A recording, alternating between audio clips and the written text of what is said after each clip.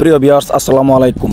সাম্প্রতিক বাংলাদেশের অবস্থা খুবই নাজেহাল। তো ঠিক এ সময়ে বাংলাদেশের ক্রিকেট নিয়ে এমন একটি গুঞ্জন শোনা যাচ্ছে যে বাংলাদেশ দলের হেড কোচ হাতুড়ি সিং আসলেই বাংলাদেশ থেকে বদলি হয়ে যাচ্ছে। তার পরিবর্তে বাংলাদেশ দলের কোচ কে হবে? আসলে কি দেশীয় কোচকে বাংলাদেশ দলে সুযোগ দেওয়া হবে কি না, তা আমাদের জানার বিষয়। বাংলাদেশে অনেক গণ্যমান্য দেশীয় কোচ আছে যাদের পরামর্শে বাংলাদেশ দল ভালো কিছু করতে পারবে এবং তাদের হাত ধরে বাংলাদেশ ভালো কিছু অর্জন করতে পারবে যদি বাংলাদেশের দেশীয় কোচকে সুযোগ দেওয়া হয়। বিশেষ করে সালাউদ্দিনের মতো কোচদেরকে যদি সুযোগ দেওয়া হয় তাহলে বাংলাদেশ আসলে ভালো কিছু করবে।